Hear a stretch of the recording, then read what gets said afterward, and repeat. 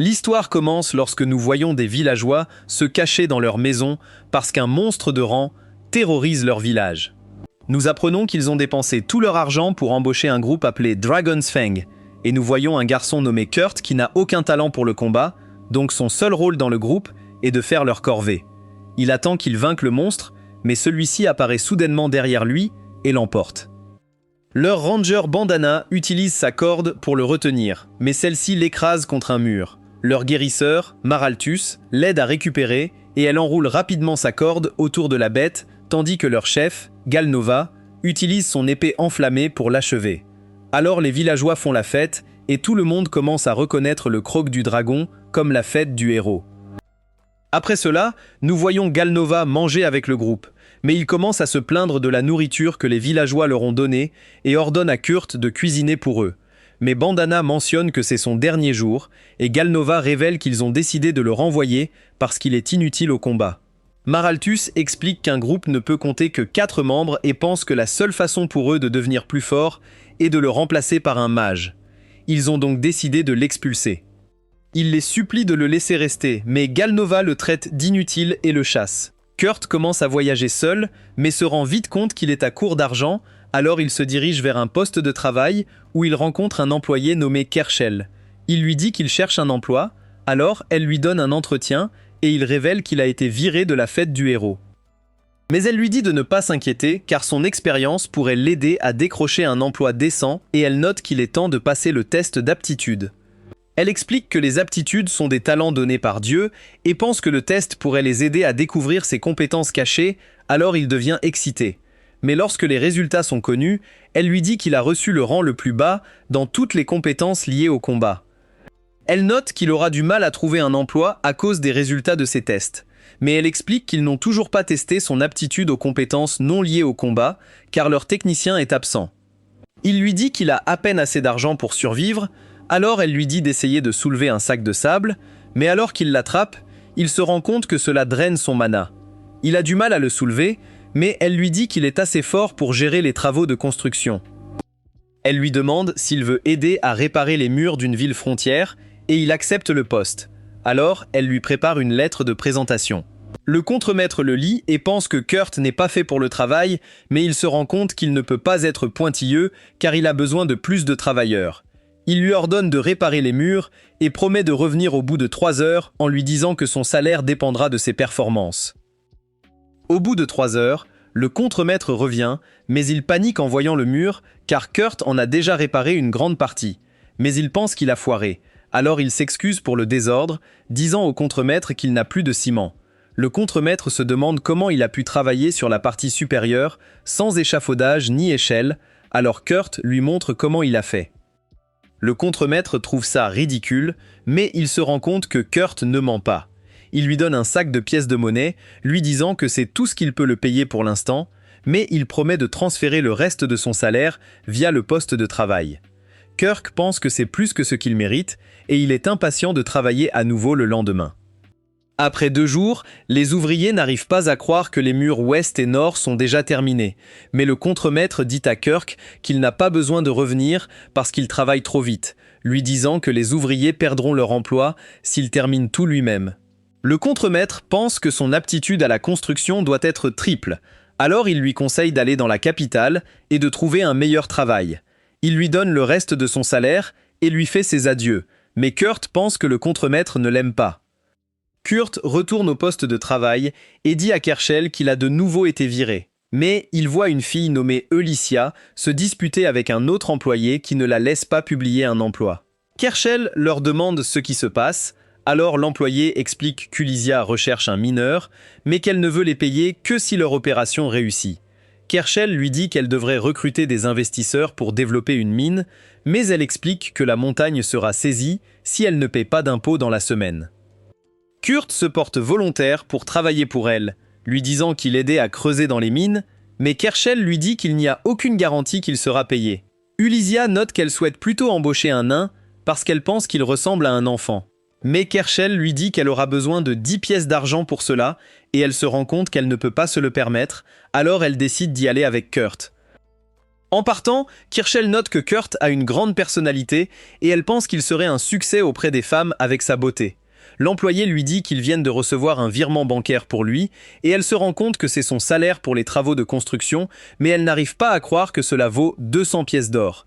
Elle trébuche sur le sac de sable et se demande ce qu'il fait là, alors son collègue lui dit qu'ils le rendront. Elle explique qu'il mesure le mana et devient plus lourd en fonction de la capacité de mana d'une personne, mais qu'il ne réagit pas aux personnes normales. Kirtual se rend compte que ce n'est pas si lourd, et elle se souvient de la façon dont Kurt a eu du mal à le soulever, alors elle se rend compte qu'il a un talent caché. Kurt suit Ulysia jusqu'à son camp, mais il se rend compte qu'il n'y a qu'une seule tente, et elle lui dit qu'elle est assez grande pour eux deux. Ils notent qu'ils ne peuvent pas partager la tente car c'est une fille si mignonne, mais elle devient troublée en entendant cela et lui demande s'il est sérieux. Il explique qu'il a parcouru le monde et qu'il n'a jamais rencontré quelqu'un d'aussi beau qu'elle, mais elle ne le croit pas. Elle lui dit qu'il est temps de manger et il est content qu'elle ait cuisiné pour lui, lui disant que cela fait longtemps que personne n'a préparé de repas pour lui. Après cela, ils dorment dans la tente, mais Kurt se rend compte que Ulysia ne porte pas de vêtements, alors il panique et décide de partir. Nous apprenons qu'elle le testait simplement parce qu'elle voulait savoir si on pouvait lui faire confiance, et elle se rend compte que c'est une bonne personne.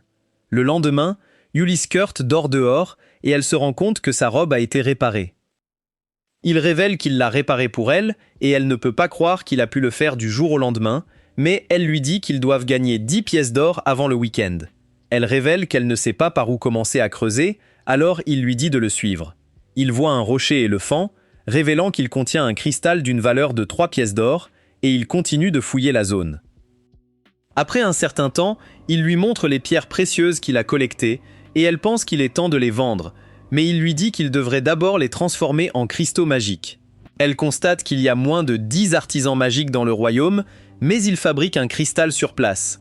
Elle est surprise qu'il puisse le faire en un instant, car cela prend généralement 1 heure pour terminer la tâche. Il pense donc que les artisans magiques doivent être extraordinaires, puisqu'il n'a pas assez de mana pour travailler sur un cristal pendant 1 heure entière. Plus tard dans la journée, Kurt décide de rester dans le camp, et Ulysse promet de revenir après avoir vendu les cristaux. Un garde lui demande si elle a les documents nécessaires pour les cristaux, car il pense qu'elle les a obtenus d'un autre pays, mais elle révèle qu'ils ont été produits dans le pays. Il lui demande qui les a fabriqués pour elle, mais elle lui montre l'emblème royal et il se rend compte qu'elle travaille pour le roi, alors il s'excuse d'avoir été impoli. Elle utilise la pierre de téléportation pour se diriger vers la capitale royale et on apprend qu'elle ne travaille plus pour le roi, mais elle sait que le garde ne la croira pas si elle lui dit la vérité. Ulysia rend visite à une fille nommée Mimiko et lui demande d'acheter ses cristaux. Alors Mimiko inspecte l'un d'eux et elle révèle qu'il vaut 10 pièces d'or car il contient 10 fois la quantité habituelle de mana. Ulysia n'arrive pas à croire à quel point c'est cher et elle remarque qu'elle en possède 50, alors Mimiko les achète pour 500 pièces d'or. Mais elle demande à Ulysse de ne pas les vendre ailleurs car cela pourrait provoquer le chaos dans le royaume.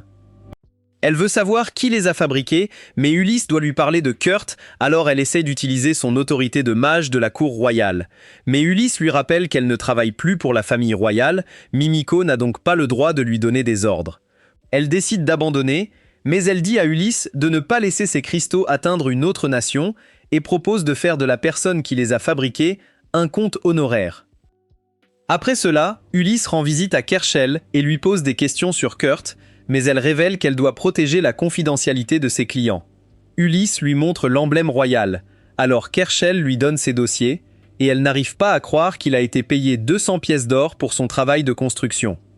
Kerchel révèle qu'il a été licencié parce qu'il a travaillé trop vite, et Ulysse lui dit de déposer 499 pièces d'or sur son compte, en lui disant de ne parler de lui à personne. Ulysia retourne à son camp, mais elle voit une cabane, et Kurt lui souhaite la bienvenue, lui disant qu'il l'a construite pendant son absence. Elle est surprise qu'il puisse construire une maison en une nuit, mais il pense que ce n'est rien de spécial parce que tout le monde dans sa ville natale le faisait. Pendant ce temps, on voit Galnova lutter contre un monstre, se demandant pourquoi il ne peut pas utiliser ses flammes, et il ordonne à Malphas de le soigner. Mais elle explique qu'elle utilise déjà son sort et qu'il est bien plus faible que d'habitude. Il ordonne à leur mage d'utiliser la magie du feu, mais il révèle qu'il ne peut pas. Alors ils commencent à se disputer, et Bandana pense que leur groupe est voué à l'échec. Ulysia parle à Kurt de l'offre de Mimiko, mais il explique qu'il n'est pas intéressé parce qu'il ne veut pas travailler dans un rôle qui le place au-dessus des autres. Il dit à Elysia qu'il veut continuer à travailler pour elle et lui demande si elle a pu payer ses impôts avec l'argent qu'elle a gagné en vendant les cristaux. Mais elle explique qu'elle n'a pris qu'une pièce d'or comme frais de manutention et a déposé le reste sur son compte parce qu'elle pense qu'il le mérite. Elle lui demande de continuer à creuser et il promet de faire de son mieux, mais elle se demande s'il a pu dormir la nuit dernière, alors il révèle qu'il a dormi 6 heures. Elle pense que c'est impossible car il a dû passer des heures à finir leur maison hier soir et elle commence à faire le calcul. Mais il pense qu'il a trop dormi puisqu'il ne dormait que 4 heures lorsqu'il était avec le groupe du héros, alors il promet de rattraper les heures supplémentaires pendant lesquelles il s'est reposé. Il trouve un bon site minier en lui disant qu'elle y trouvera un gisement de minerai, mais il lui dit qu'il exploitera ailleurs. Elle est ravie de trouver une topaze et envisage de demander à Kurt de la transformer en cristal magique, mais elle ne veut pas l'utiliser gratuitement.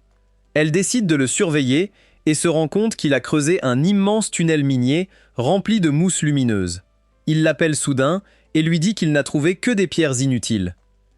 Il les met dans une boîte, mais elle remarque qu'ils ont l'air chers et il lui dit qu'il s'appelle Mithril. Il révèle que tout le monde dans son village les jette parce qu'ils ne valent pas grand-chose, mais elle sait qu'ils valent plus que l'or et le platine, car ils sont extrêmement rares.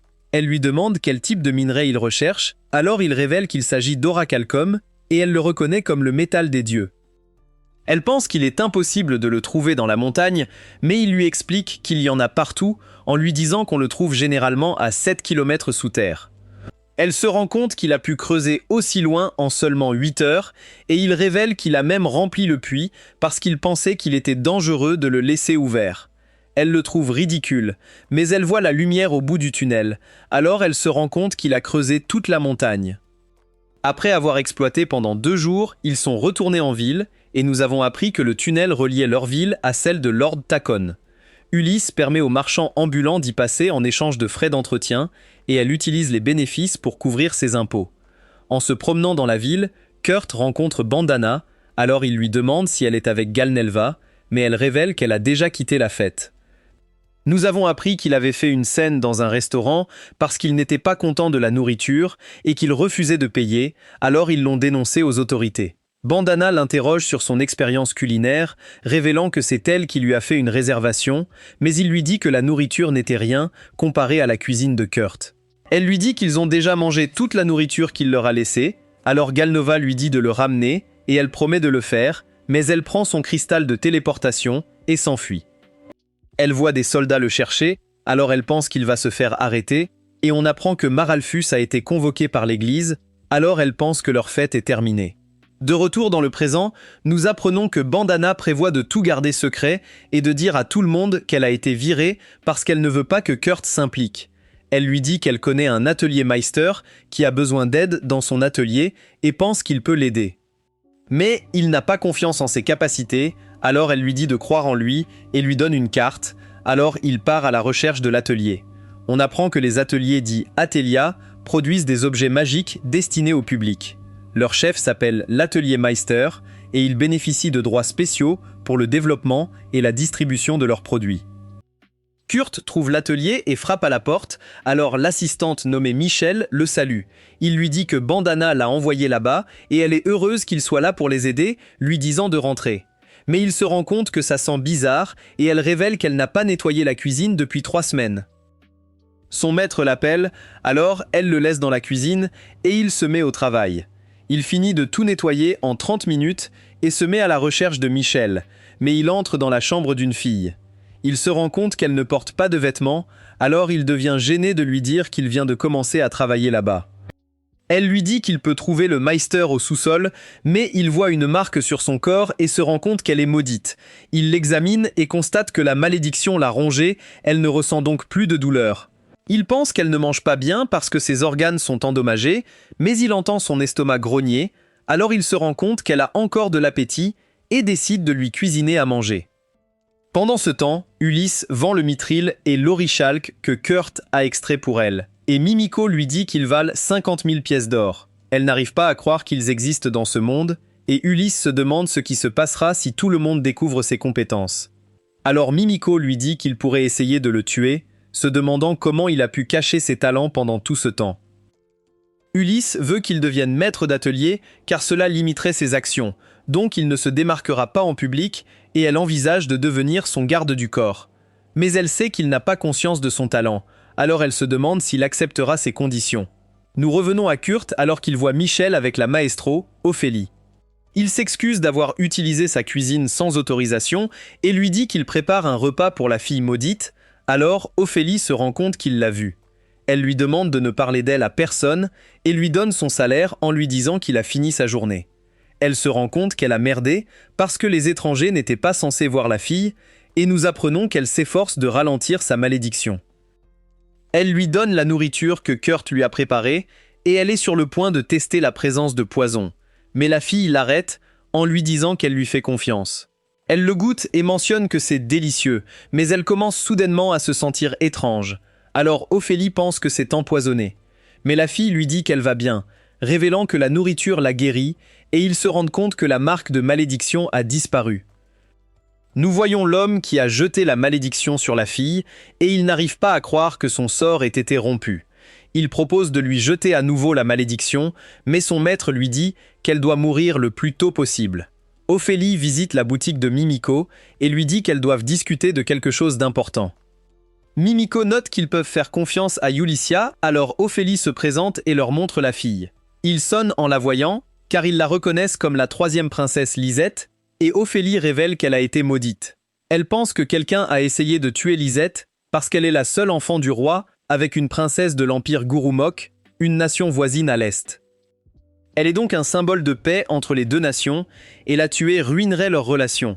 Mimiko est heureuse que tout aille bien et promet de l'aider à retrouver la personne qui a tenté de la tuer, mais elle se demande comment Lisette a brisé une malédiction aussi puissante. Alors elle révèle que Kurt l'a sauvée, et Mimiko et Ulyssa n'arrivent pas à y croire.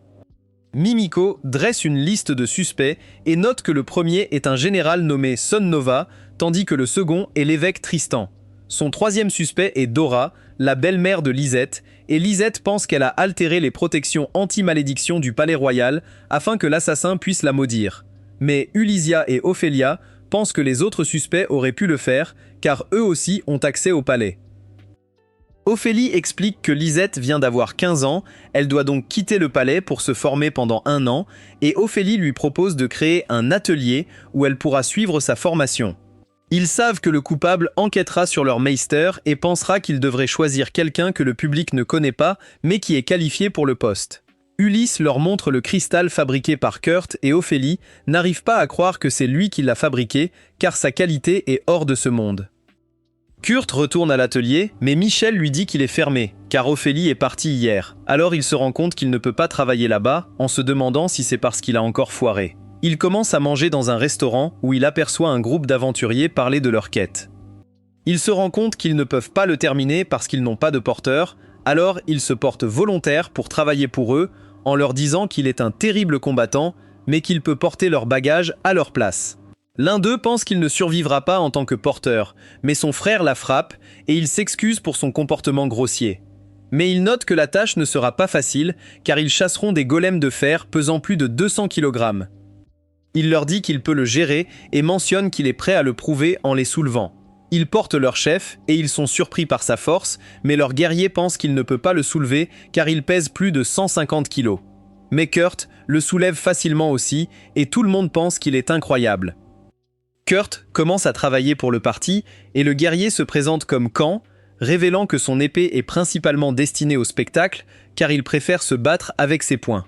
Leur chef se présente comme Danzo, et il note qu'il est un samouraï, tandis que leur rangère dit à Kurt de l'appeler Sina. Leur groupe s'appelle Sakura, et Kans révèle qu'un porteur travaillait pour eux, mais il est tombé malade, et le médecin leur a dit qu'il devait se reposer pendant 1 semaine. Kurt les remercie de l'avoir embauché, mais ils se moquent de lui et lui disent qu'ils comptent sur lui. Ils sont sur le point d'entrer dans une grotte, mais Kurt se fait soudainement attraper par un slime, et Sina lui dit de détruire son noyau. Il essaie donc de le poignarder, mais il ne parvient pas à percer son corps et finit par se poignarder. Elle le tue pour lui et note qu'il est le pire combattant qu'elle ait jamais vu, mais tout le monde lui dit de ne pas s'inquiéter, car ils se battront pour lui. Alors il se rend compte qu'il ne ressemble en rien au groupe du héros, parce qu'il ne le déteste pas parce qu'il est faible. Senna répand de la mousse lumineuse pour éclairer la grotte, et il voit des crottes de gobelins. Elle note que cela a l'air frais, alors elle pense que les gobelins sont toujours à l'intérieur. Mais Kans dit à Kurt de ne pas s'inquiéter car les gobelins ne sont pas de taille face à eux, disant qu'ils peuvent simplement battre en retraite s'ils sont en infériorité numérique. Ils atteignent un passage étroit où il voit un gobelin et il appelle ses alliés, alors Danzo l'abat immédiatement. Mais ils se rendent compte que d'innombrables gobelins approchent des deux côtés, ils doivent donc se frayer un chemin pour sortir. Kurt trouve un passage caché et Senna lui dit qu'ils doivent trouver une sortie, mais elle ferme soudainement la porte. Il lui rappelle que Danzo et Kans sont toujours dehors, mais Kans lui dit qu'il est impossible d'échapper aux gobelins, alors ils lui feront gagner du temps pendant qu'ils trouvent un moyen de sortir. Il veut se battre à leur côté, mais Sina lui dit qu'il va simplement gêner parce qu'il ne peut même pas vaincre un slime. Il se rend compte qu'elle veut aussi se battre, mais elle ne veut pas que leur sacrifice soit vain, et Kans lui dit de prendre soin d'elle. Il note qu'il n'a aucun regret, pensant que c'est un honneur de mourir en protégeant sa sœur, et Danzo mentionne qu'il est prêt à mourir pour ses amis. Sina dit à Kurt de ne pas s'inquiéter, car elle est convaincue qu'ils survivront, et elle répand de la mousse lumineuse pour éclairer la pièce, mais elle est choquée de voir un golem de dragon de fer bloquer leur chemin. Nous passons à Elysia alors qu'elle conduit Lisette à la taverne où réside Kurt, mais elle lui dit de garder son identité secrète, alors Lisette décide de prétendre qu'elle n'est qu'une fille ordinaire. Ils se dirigent vers sa chambre, mais ils se rendent compte qu'il n'est pas là, et Bandana leur dit où il est, mais elle disparaît avant que Yulissia puisse la voir. Elle pense que cela pourrait être un piège, mais elle sait que la grotte est remplie de gobelins, alors elle dit à Lisette de rester là pendant qu'elle vérifie. Mais Lisette décide de l'accompagner en lui disant qu'elle sait se protéger grâce à la magie. Ils se dirigent vers la grotte, et Lisette voit les empreintes de Kurt, alors elle les suit, mais les empreintes disparaissent, alors elle utilise sa magie pour améliorer ses sens. Ulysse pense qu'elle utilisera son audition améliorée pour le retrouver, mais elle commence à sentir les murs et le trouve grâce à son odeur. Ulysse se demande comment elle a fait, car elle a besoin d'être en contact étroit avec lui avant de pouvoir le sentir et d'entendre les gens se battre. Alors Ulysse lui dit d'attendre là-bas, et Lisette lui donne un buff qui booste ses capacités physiques. Kans et Danzo luttent contre les gobelins, mais ils sont surpris de voir Alicia qui commence à abattre les gobelins. Nous retournons à Sina alors qu'elle tombe dans le désespoir parce qu'elle pense qu'ils ne survivront pas. Elle dit à Kurt que le golem les attaquera s'ils tentent de s'échapper et elle se met à pleurer car elle pense que Kans et Danzos se sont sacrifiés pour rien. Mais il lui dit qu'il s'occupera du golem et elle pense qu'il n'est pas à la hauteur, mais il esquive ses attaques et frappe ses points faibles, provoquant l'effondrement de son corps. Elle n'arrive pas à croire qu'il l'a vaincu, mais il lui dit qu'il est habitué à extraire des golems de fer, et Ulysse fait irruption dans la porte en se demandant ce qui vient de se passer. Alors Sina lui dit qu'il a extrait le golem, et il est ravi de la voir lui dire d'aider les autres. Mais elle note qu'ils sont toujours en vie et lui disent qu'ils sont blessés, mais que leur vie n'est pas en danger. Elle se souvient qu'elle a entendu une légende à propos d'un homme qui n'a aucun talent pour le combat, mais qui a une aptitude de rang S pour l'exploitation minière, et qui a vaincu un dragon de bruyère avec seulement une faucille. Elle pensait que c'était impossible, mais Lisette dit à Kurt qu'il est incroyable. Kans et Danzo racontent à Yulissia comment ils sont arrivés là-bas et la remercient de leur avoir sauvé la vie. Elle note qu'ils doivent discuter de quelque chose d'important avant leur retour, disant à Kurt qu'ils créeront un nouvel atelier et qu'elle travaillera en tant qu'aventurière en chef. Elle l'invite à travailler avec elle, mais il note qu'il travaille toujours avec Sakura, alors ils lui disent de ne pas s'inquiéter pour eux et d'accepter simplement l'offre. Elle mentionne que l'Italia aura besoin de travailleurs, alors elle leur demande s'ils veulent y travailler et ils acceptent son offre. Elle dit à Kurt qu'ils devraient faire tester ses aptitudes à leur retour et il est impatient de voir ses résultats. On voit Mimiko au poste de travail et elle se présente à Kurt en lui disant qu'elle va évaluer ses aptitudes. Elle note qu'elle a vu son cristal magique, alors elle voulait le voir en personne. Ce soir-là, Kurt fait la fête avec Sakura pendant que Mimiko et Yulissia discutent des résultats de ses tests. Nous avons appris que Mimiko lui a dit que ses compétences sont principalement de rang B et C, mais qu'elles sont en fait de rang triple S et qu'il a même plus de mana qu'elle. Ulysia pense qu'ils devraient en faire leur maître d'atelier et Mimiko lui dit qu'ils ont de la chance car c'est elle qui a testé ses aptitudes. Elle pense qu'il y aura le chaos si tout le monde découvre les résultats de ses tests, mais ils se rendent compte que Kershel les écoutait et elle prétend qu'elle n'a rien entendu. Nous voyons Kurt avec ses amis dans une calèche, tandis que Lisette note qu'il n'y a pas de pierre de téléportation à destination. Nous apprenons qu'ils se dirigent vers la ville frontière, qui était autrefois une base militaire à la frontière du pays des démons, et qu'ils envisagent d'y ouvrir un atelier. Khan pense que leur groupe a de la chance de faire partie de leur plan, et Ulysia leur dit qu'elle a pris en compte leurs capacités avant de les recruter. Mais Sina ne lui fait pas confiance, et elle est déterminée à protéger Kanzan Danzo au cas où quelque chose arriverait. Ils atteignent la ville et Kurt révèle qu'il a déjà travaillé à la réparation des murs, mais qu'il a été licencié au bout de 3 jours. Il se demande pourquoi ils n'ont pas fait de progrès après son départ, alors Ulysia note qu'ils ont peut-être commencé à utiliser une approche différente. Elle emmène tout le monde sur un terrain vide et leur dit qu'ils y ouvriront un atelier. Mais Kans et Danzo se demandent ce qu'ils devraient faire, puisqu'il n'y a rien du tout là-bas. Alors elle leur dit d'attendre à l'auberge jusqu'à ce que l'Italia soit terminée, demandant à Kurt s'il peut le construire seul, mais il explique qu'il ne peut pas le terminer en un jour. Kans et Danzo ne sont pas surpris car ils savent que c'est impossible, mais il mentionne qu'il peut le faire en 3. Alors il pense qu'il est fou, mais Ulyssesa lui dit de prendre son temps en lui disant qu'elle lui fournira tout le matériel dont il a besoin. Il lui donne donc une liste d'objets, et elle promet de les lui donner tous dans 2 jours. On voit Ulysia parler aux autres dans l'auberge, et Sina décide de raconter à tout le monde ce qui s'est passé dans la grotte. Elle mentionne que Kurt a extrait un golem dragon de fer pour le vaincre, et elle demande à Ulysia s'il lui dit de leur parler de son groupe. Elle révèle alors qu'elle est une aventurière qui servait la famille royale, et Lisette leur montre son écusson royal en leur disant qu'elle est la 3e princesse du royaume. Mais elle leur dit de la traiter avec désinvolture car elle cache actuellement son identité. Senna se demande si Kurt est également de la famille royale, mais Ulysia lui dit qu'il n'est même pas un noble, mentionnant qu'ils n'ont aucune idée de qui il est. Elle dit à tout le monde que ses compétences de combat sont inexistantes, mais que ses autres aptitudes sont toutes de rang triple S. Et Kans est étonné, car les compétences de rang triple S sont si rares que les gens doutent de leur existence.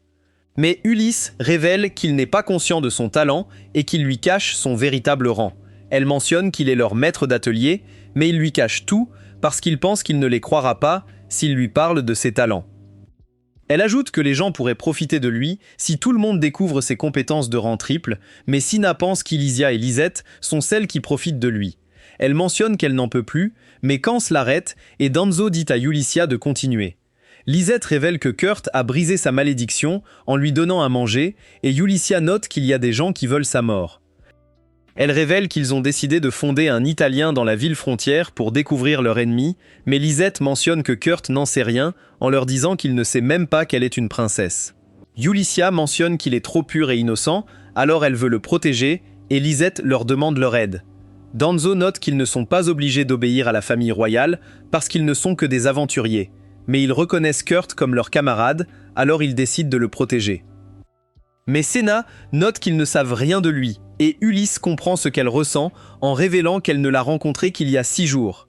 Tout le monde est surpris d'entendre cela, et Senna note qu'elle a besoin de temps pour y réfléchir. Elle rend visite à Kurt et n'arrive pas à croire à quel point il a fait des progrès, mais il lui dit qu'il n'a pas encore fini. Elle lui demande s'il a tout fait seul, alors il lui dit qu'il a utilisé sa compétence minière de rang B pour le faire, mais elle sait que son rang est bien plus élevé que cela. Elle lui dit qu'il est incroyable, mais il pense qu'il n'a rien de spécial en lui disant qu'il travaille plus lentement que d'habitude. Elle lui demande s'il est contrarié parce qu'ils lui font faire tout le travail, mais il explique qu'il est content puisque tout le monde à sa dernière soirée pensait qu'il était inutile en lui disant qu'il est content de pouvoir être utile à quelqu'un. Elle se rend compte que Ulysia avait raison à son sujet, alors elle décide d'aider à le protéger. Après cela, on voit Danzo parler à son informateur qui lui parle d'un homme nommé Bibonok. Elle note qu'il accepte des quêtes de méchants et qu'il est connu pour détruire des groupes en disant à Danzo que son groupe est la prochaine cible. Elle pense qu'un parti rival l'a engagé et elle donne à Danzo les détails de son enquête. Nous voyons Bibonak dans un bar et il note qu'il ne s'attendait pas à ce que la fête Sakura survive, mais il sait qu'il travaille maintenant avec une princesse. Il pense qu'il peut faire fortune en les détruisant, mais il se rend compte que Danzo est derrière lui, alors il panique et s'enfuit. Il se demande comment Danzo l'a découvert, mais il trébuche soudainement sur une corde et Danzo s'approche de lui, sachant que c'est lui qui les a conduits au gobelin. Il le menace avec son épée et lui dit qu'il l'abattra s'il fait quoi que ce soit à ses amis, mais il l'épargne et le laisse dans la ruelle. On voit que l'informateur était Bandana et elle note qu'elle voulait que Danzo tue Bibonok parce qu'elle pense qu'il sera un obstacle dans le futur. Mais elle voit des hommes l'emmener et elle sait qu'ils appartiennent à un groupe appelé Fantôme qui travaille pour Mimiko. Elle reçoit soudain une lettre réalisant qu'il s'agit de Maraltus et elle décide de se rendre dans la ville natale de Kurt. Kurt termine l'Italia et ses amis ne peuvent pas croire à quel point c'est beau, se demandant comment il a pu le terminer en 3 jours. Il leur fait visiter les lieux et Ulysse lui pose des questions sur le dispositif dans la zone de stockage d'eau. Alors, il révèle que c'est un moteur qui crée de l'eau, lui disant qu'il l'a fabriqué en utilisant le saphir qu'elle lui a donné. Il emmène tout le monde dans leur chambre, révélant qu'il a fait leur lit avec des plumes de griffon et Lisette note que ça sent incroyablement bon. Il visite la chambre du maître de l'atelier et Kurt se demande quand le maître arrivera. Alors Ulysse explique qu'il n'arrivera pas de sitôt pour demander à Kurt où se trouve sa chambre. Mais il note qu'il dormira simplement dans la cuisine puisqu'il s'occupe des tâches ménagères. Ils lui disent de ne pas faire ça et le convainquent de dormir dans la chambre du maître de l'atelier, mais il promet de partir dès l'arrivée du maître.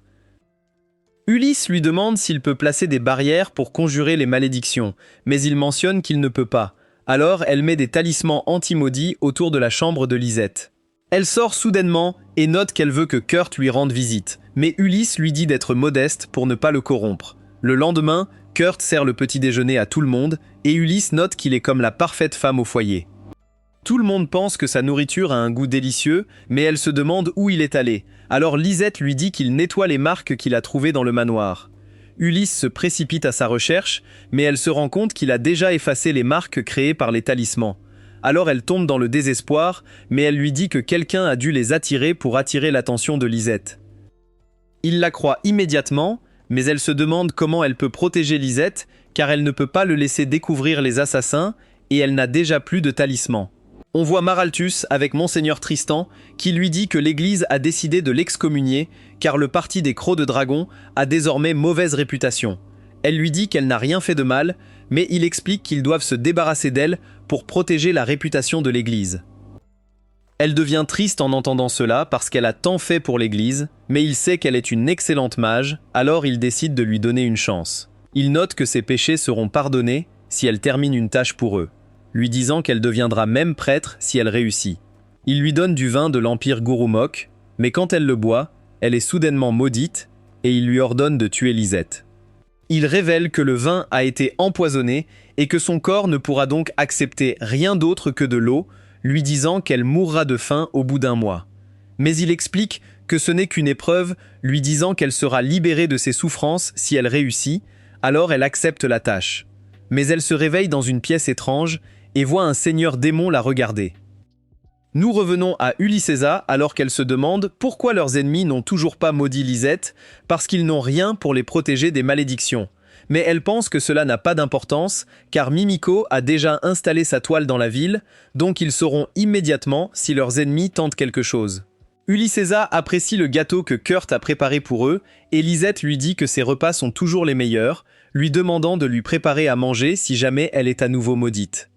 Mais il lui dit de ne pas s'inquiéter pour ça, et nous voyons un mage essayer de maudire Lisette. Mais il devient confus alors qu'il commence soudainement à briller.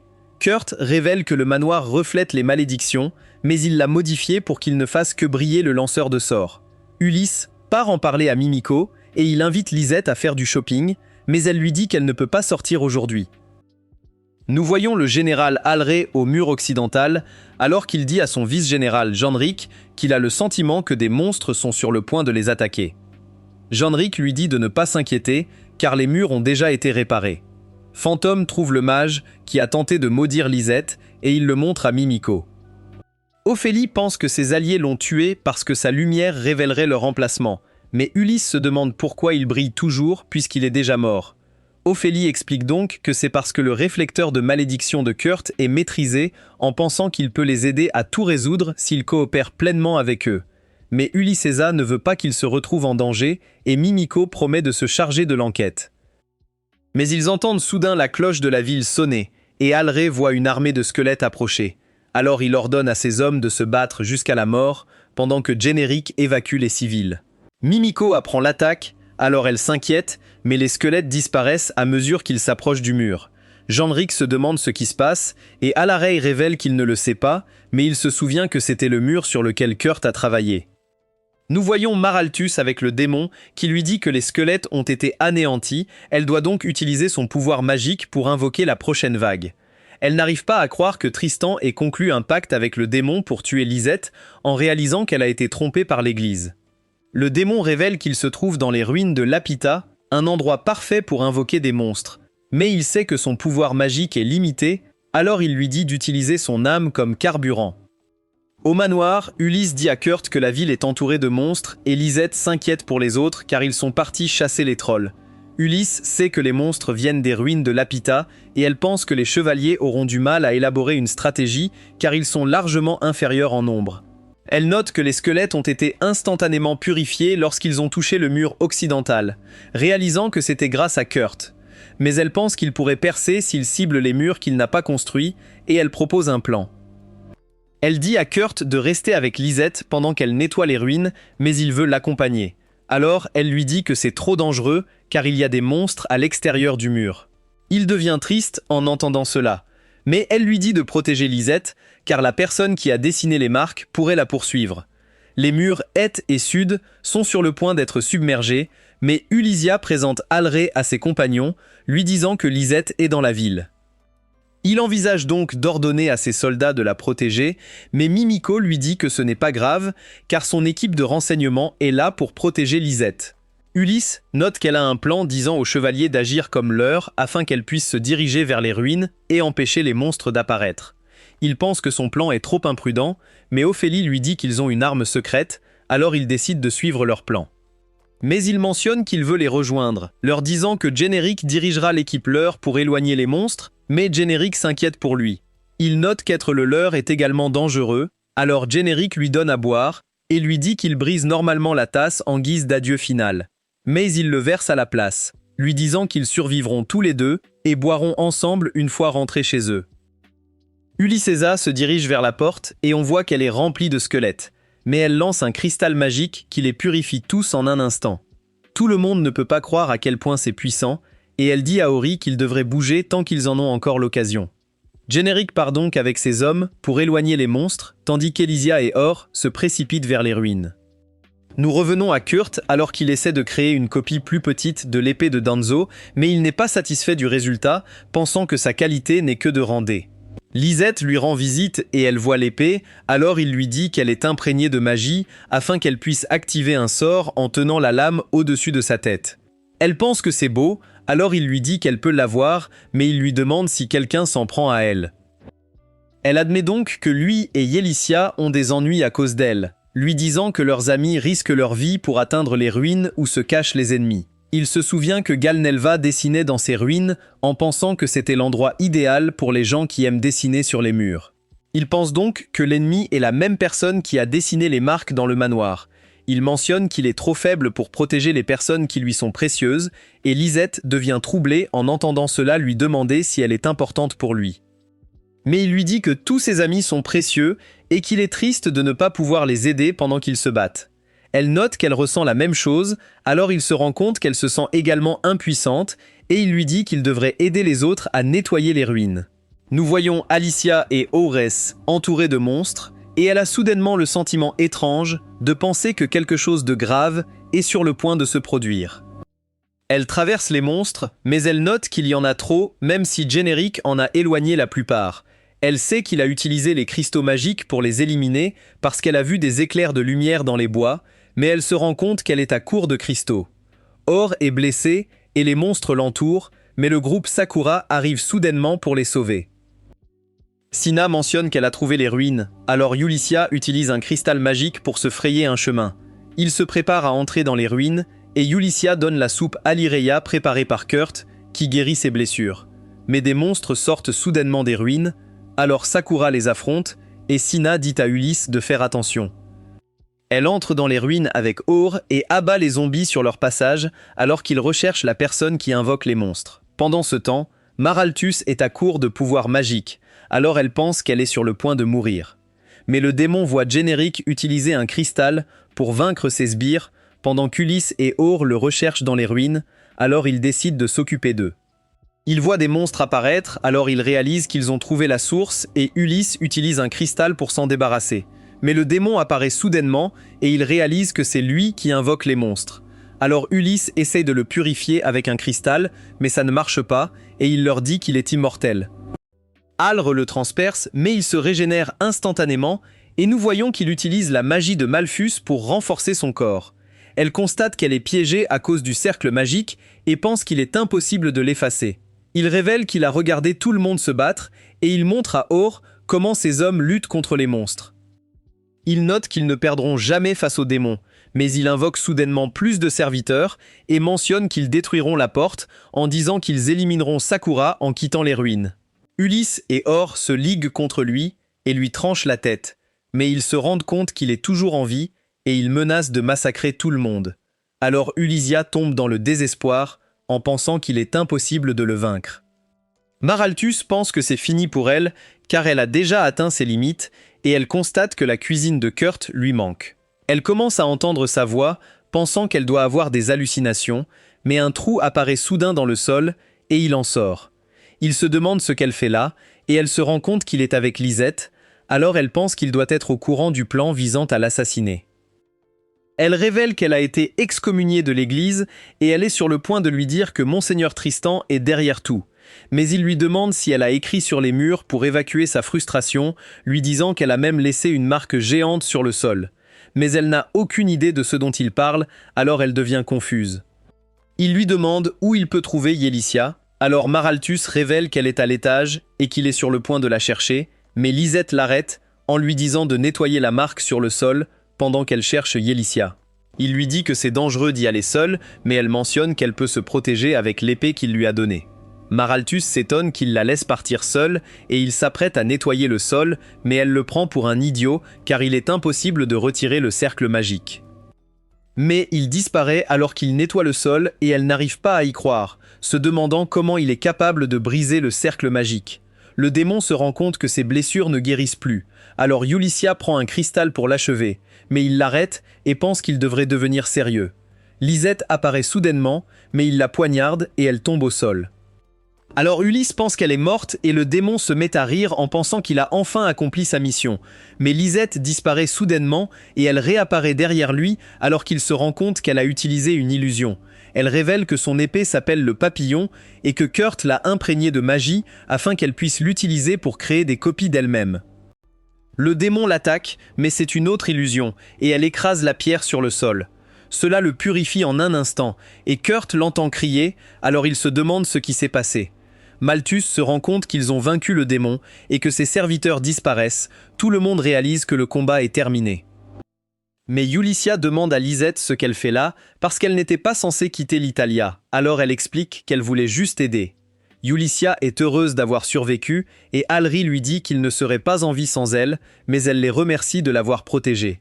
Elle leur promet de les récompenser pour leurs efforts, alors il lui demande de l'alcool à boire avec ses hommes. Maralphus est heureuse que le cercle magique ait disparu, mais elle sait qu'elle est toujours maudite, alors elle pense qu'elle va mourir de faim. Kurt lui donne des boulettes de riz, et elle pense que son corps ne pourra pas les absorber à cause de la malédiction, mais elle veut goûter à nouveau sa nourriture. Alors elle les mange, mais elle se demande pourquoi elle ne vomit pas, et se rend compte que sa malédiction a disparu. Elle sait qu'elle a été sauvée par ses talents cachés et se souvient comment il a pris soin de tous les membres de leur groupe et elle se rend compte que c'est lui qui les a protégés depuis le début.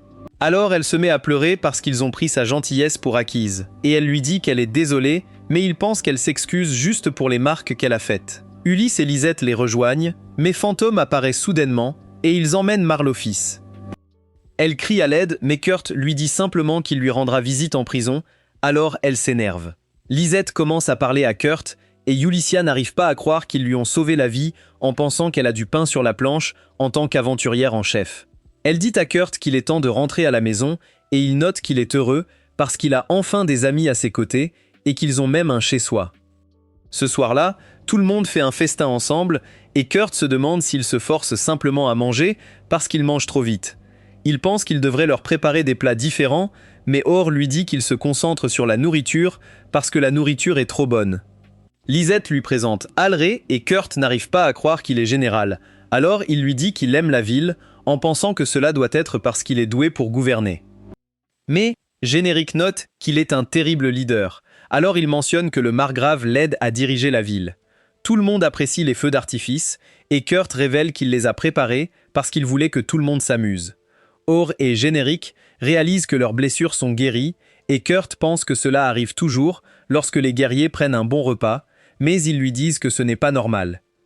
Pendant ce temps, nous voyons une fille enveloppée de chaînes, et elle voit le margrave Tycoon lui demander pourquoi il est venu la voir. Nous retournons dans le passé où Kirk rencontre la fille Hildy, et il essaye de lui parler, mais elle l'ignore. Elle révèle que son père lui a dit de ne parler à personne dans le village parce qu'il est plein de cinglés, mais il chevauche un golem qui les mène dans une forêt. Elle voit des baies et pense qu'elles ont l'air délicieuses, alors elle les mange, mais elle commence soudainement à se sentir malade. Kurt se rend compte qu'ils étaient toxiques, alors il utilise les ingrédients de la forêt pour créer un antidote. Et alors qu'il va le lui donner, il se réveille soudainement et se souvient que tout s'est passé il y a 10 ans. Un chef de village parle à Ulysia du manque d'eau dans son village, et elle se rend compte qu'il y a un grand réservoir d'eau dans la ville voisine, alors elle se demande pourquoi il ne leur demande pas de le partager. Mais il révèle qu'ils ne l'écouteront pas, lui disant qu'il a déjà essayé de négocier avec eux, et il lui demande de l'aide, pensant que son Italie peut sauver le village. Après cela, Ulysia parle à Danzo, qui révèle que tout le monde est allé sur la colline où il s'occupe des oiseaux du chef du village. Elle part négocier avec le village voisin, mais elle voit leur chef appeler à l'aide car eux aussi manquent d'eau. Les villageois les interrompent en leur disant qu'il y a de l'eau au sommet de la colline, alors Ulysia vérifie. Elle est surprise de voir un lac et se demande pourquoi tout le monde se plaint de l'eau, mais Senna révèle qu'il est apparu de nulle part. Kurt s'approche d'elle, révélant qu'il vient de finir de le déterrer et que les chefs du village sont ravis de le voir, pensant qu'elle a résolu leur pénurie d'eau. Alors il commence à la remercier, mais Kurt pense qu'elle est incroyable parce qu'elle a pu répondre à leurs demandes. Après cela, on voit Kurt et les autres dans leur carrosse où on voit qu'ils ont reçu un panier d'œufs en récompense. Ils posent des questions sur Lisette, alors Ulysse révèle qu'elle est partie rencontrer Tycoon pour lui remettre un rapport sur la récente attaque de monstres. Nous voyons Tycoon manger avec Lisette et Ori, et il note qu'il est honoré que Lisette lui rende visite, mais elle révèle qu'elle est là en tant que représentante de leur Italie. Elle sait qu'il a une autorité égale à celle d'un duc, mais il compte sur les autres pour ses finances publiques, et elle pense qu'il essaie de la convaincre pour nouer des liens avec la famille royale. Il lui pose des questions sur les cristaux magiques qu'ils ont utilisés pour purifier les morts vivants, mais elle sait qu'il essaye de trouver des informations sur Kurt, alors elle lui dit qu'ils n'ont rien de spécial. Il note que la ville frontière n'a toujours pas de nom, et elle explique que c'est parce qu'il n'a pas encore nommé de vice-roi, alors il décide de confier le poste à son maître d'atelier. Mais elle panique en entendant cela, parce que Kurt sera obligé de faire une apparition publique, alors elle note qu'elle ne peut pas accepter le rendez-vous à sa place. Mais Tycoon lui rappelle qu'elle est sa représentante, et qu'elle devrait donc avoir toute autorité pour conclure des accords entre eux. Tycoon note que son Meister a sauvé la vie d'innombrables chevaliers, il est donc sûr qu'ils l'accepteront comme vice-roi, se demandant si elle pense que son maître n'est pas assez bon pour ce poste. Elle est bouleversée en entendant cela et mentionne qu'il est l'homme le plus talentueux du monde. Alors Tycoon pense qu'il sera parfait en tant que vice-roi. Après cela, Lisette raconte à Ulysse ce qui s'est passé et ils envisagent de trouver quelqu'un qui puisse prétendre être leur maître, mais Lisette note que personne ne peut remplacer Kurt. Elle se demande où il est, alors Ulysse mentionne qu'il s'occupe d'un des œufs qu'ils ont reçus car il est sur le point d'éclore. Nous passons à Mimiko qui a du mal à remplir ses papiers car elle a reçu un certain nombre de rapports. Nous avons appris que Tristan a été retrouvé mort dans la cathédrale et elle pense qu'il a été assassiné parce que l'âme d'une autre personne a été sacrifiée pour invoquer le seigneur démon. Ophélie lit l'un des rapports et se rend compte que Kurt deviendra le vice-roi de la ville frontière. Alors Mimiko réalise qu'elle doit faire quelque chose. Mais elle reçoit un autre rapport qui mentionne que l'œuf de Kurt vient d'éclore. Ulysia et Lisette sont surprises car une fille est sortie de l'œuf et Kurt explique la situation à tout le monde puisqu'elle l'appelle son père. Mais Ulysia pense qu'elle est un monstre et pense qu'elle essaie de lui faire baisser sa garde en se faisant passer pour une jolie fille. Alors Ulysse veut la tuer, mais il la supplie de laisser partir la fille car il pense qu'elle n'est pas méchante. Ulysse est convaincu qu'elle doit tuer la fille puisqu'elle est un monstre, mais elle appelle soudainement Ulysse sa mère et elle devient troublée alors qu'elle s'imagine épouser Kurt. Mais Lisette emmène la fille, et elle appelle aussi Lisette sa mère, alors elle rougit et laisse tomber la fille. Sina l'attrape, et elle appelle Sina sa sœur, mais Yulissia pense qu'elle doit encore se débarrasser de la fille. Kian l'arrête, lui disant que leur groupe s'occupera de la fille, et Sina assure à Yulissia qu'elle ne deviendra pas méchante car ils l'élèveront tous correctement. Yulissia la regarde et décide de laisser les filles rester avec elle, alors Lisette mentionne qu'elles doivent lui donner un nom. Elle suggère de combiner son nom avec Kurt's parce que la fille est leur fille, mais Kans note qu'elle a également appelé Ulissia sa mère. Elle souhaite donc que son nom soit également inclus, mais Lisette commence à se disputer avec elle car ils n'arrivent pas à décider comment appeler la fille. Mais elle leur demande pourquoi ils se battent, alors ils se calment immédiatement et Kurt note qu'elle les rassemble tous. Il décide donc de l'appeler Akuri et il explique que cela signifie dire à Yelisia et Lisette quelle est la ligne qui les relie ensemble. Il décide de suivre sa suggestion, alors il commence à l'appeler Akuri et elle semble aimer son nom. Ce soir-là, on voit Yelisia coucher avec Akuri, mais un membre fantôme apparaît et elle lui ordonne de donner les cheveux et la salive d'Akuri à Mimiko, car elle veut savoir si Akuri est un monstre. Le lendemain, Kurt fait une chambre pour Akuri et Yulissia trouve que c'est beau, mais elle sait que c'est aussi une prison, car Akuri ne peut pas l'ouvrir de l'intérieur. Nous avons appris qu'elle a dit à Kurt de le construire parce qu'elle veut surveiller Okuri jusqu'à ce qu'elle découvre sa vraie nature et qu'elle dise à Sina de prendre soin d'elle. Okuri veut partir avec Kurt, mais il lui dit qu'il a encore du travail à faire, lui disant qu'ils pourront jouer à son retour. Après cela, Ulysse dit à Kurt qu'ils devraient terminer leur travail rapidement pour pouvoir retourner à Okuri, mais ils entendent une voix à l'intérieur de la voiture et se rendent compte qu'elle s'est faufilée. Ils se demandent comment elle est arrivée là, mais elle leur dit simplement qu'elle est devenue folle et Kurt se demande s'il devrait la ramener dans sa chambre. Mais Ulysse voit un membre fantôme qui se déguise en civil et elle lui dit qu'elle doit lui parler. Il sait qu'elle pensait à la sécurité de tout le monde lorsqu'elle a voulu tuer Lucurie et il pense qu'il cause des ennuis à tout le monde en pensant qu'il ne peut rien faire si elle s'avère être un monstre.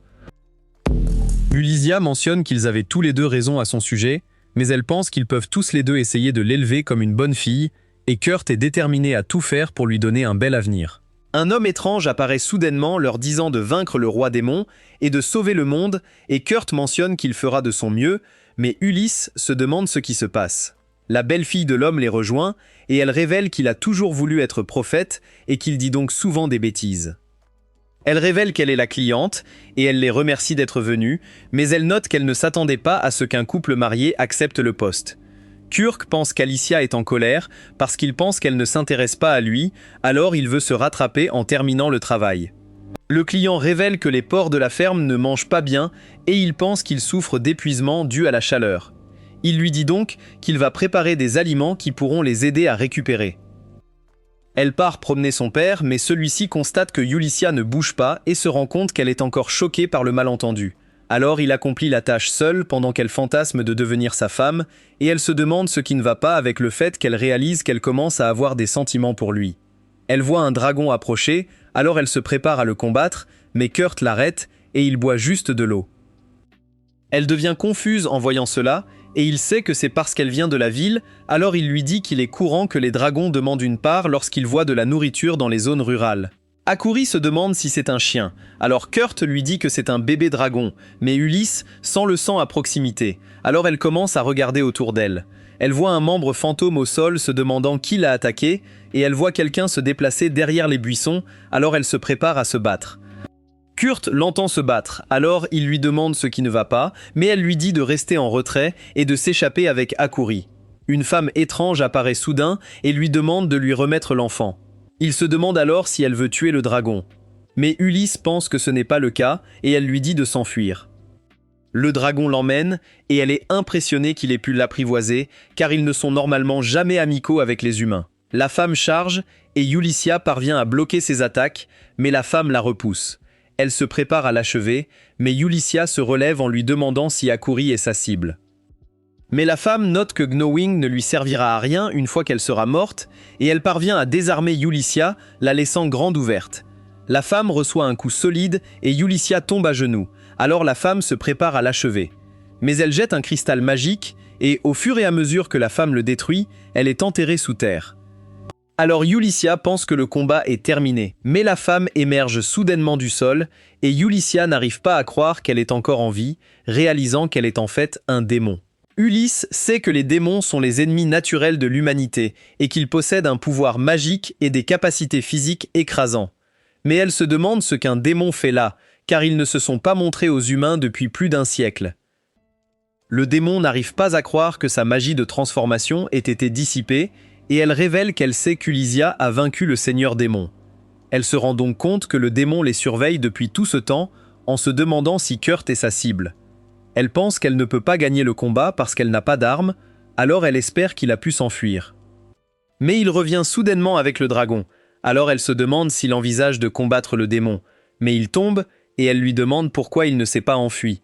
Mais les cochons se précipitent à leur côté et chevauchent l'un d'eux, alors qu'il lui dit qu'il veut la protéger, car elle lui est précieuse. Elle rougit en entendant cela, mais elle sait qu'il la voit juste comme une amie, et elle se rend compte qu'elle se sent étrange parce qu'elle est tombée amoureuse de lui. Une boule de feu emporte les cochons, et Ulysse voit le démon. Alors elle dit à Kurt qu'elle doit emprunter son poignard. Le démon lance sa boule de feu, tandis qu'Ulysse se prépare à la couper en deux, et nous apprenons qu'il est possible d'annuler la magie en la tranchant, mais elle ne l'a jamais fait auparavant. Elle coupe la boule de feu, et ça ne marche pas, mais Akuri apparaît soudainement, et le démon panique en la voyant. Alors elle annule son sort, et Yulissia se demande pourquoi elle ferait ça, pensant que ce doit être à cause d'Akuri. Le démon crache soudainement du sang, et s'enfuit, et Yulissia veut lui parler, mais elle s'effondre soudainement à cause de ses blessures.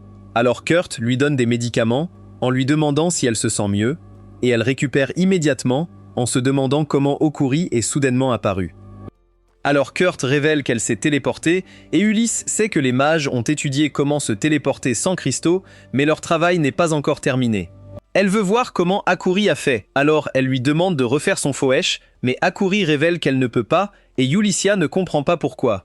Kurt se rend compte que les cochons sont blessés, alors il les soigne, et le client est heureux de les voir en parfait état. Elle remercie Yulissia mais lui demande où est son mari, elle lui révèle alors qu'il est allé dans les villes voisines. Nous le voyons chevaucher le dragon, mais cela lui dit qu'il peut sentir quelque chose. Alors il décide de le vérifier. Ulysia demande à Akuri si elle a fait disparaître la boule de feu, mais elle n'a aucune idée de ce dont Ulysia parle. Elle se rend donc compte que le démon a annulé le sort parce qu'elle ne voulait pas blesser Akuri. Kurt arrive avec le dragon et Yulissia devient confuse en voyant le démon. Alors il révèle qu'il l'a vue allongée dans les bois. Il s'est rendu compte qu'elle était dans un état terrible. Alors il lui a préparé une potion parce qu'il sait qu'elle a annulé son sort pour sauver Okuri. Il lui donne la potion en lui disant qu'elle mourra si elle ne l'utilise pas. Alors elle la prend et elle récupère immédiatement. Mais elle se rend compte qu'elle ne peut pas se lever et il révèle qu'il a mélangé un anesthésique à la solution pour qu'elle la maintienne endormie pendant 3 jours. Il pense qu'elle est une chasseuse de dragons, alors il comprend pourquoi elle les a attaqués, mais il lui dit de ne pas blesser les humains attachés aux dragons. Elle devient confuse en entendant cela, alors il se demande si elle peut comprendre qu'il lui demande si elle est différente de Hilde, et elle est surprise d'entendre son nom, mais elle s'effondre soudainement. Kurt dit à Ulysia que c'est comme ça que le démon s'est retrouvé là-bas. Mais elle ne peut pas croire qu'il ait pu l'endormir, car on dit que les démons sont immunisés contre le poison. Il retourne à l'Italia, où Sina dit à Akuri que tout le monde s'inquiétait pour elle, mais il voit un homme étrange, et Lisette le présente comme leur atelier, Maestro Ricotto. Il mentionne qu'il a hâte de travailler avec tout le monde, et il remercie Kurt d'avoir construit l'atelier, mais Ulysse lui trouve sus. Après le départ de Kurt et Sina, Ricotto s'approche soudainement d'Ulysse, qui essaie de lui donner un coup de pied, mais sa jambe traverse son corps, alors elle se rend compte qu'il n'est qu'une illusion créée par Lisette. Elle révèle qu'elle l'a créé en imaginant une version plus ancienne de Kurt, mais Ulysse reçoit soudain un message de Mimiko mentionnant qu'elle rendra compte de notre enquête. Tout le monde rencontre Mimiko, qui révèle qu'elle a examiné l'ADN d'Okuri en disant à tout le monde qu'elle semble être humaine, mais qu'il y avait des traces d'une substance magique spatiale trouvée dans ses ongles.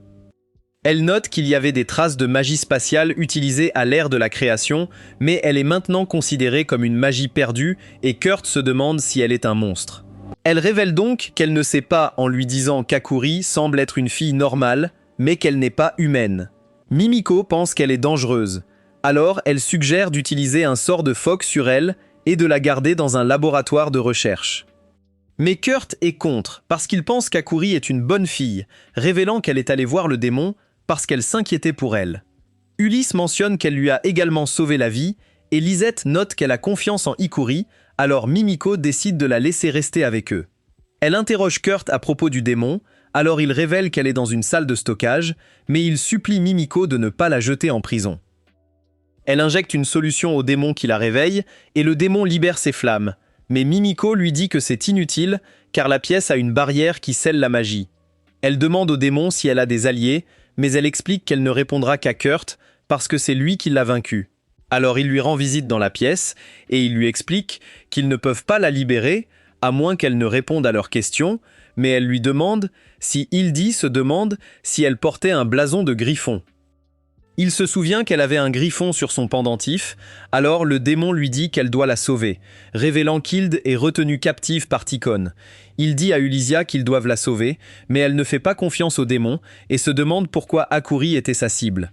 Elle révèle qu'elle a espionné Taekaon, qui surveillait leur groupe, alors elle a décidé de les suivre et a vu Akuri utiliser la magie de téléportation.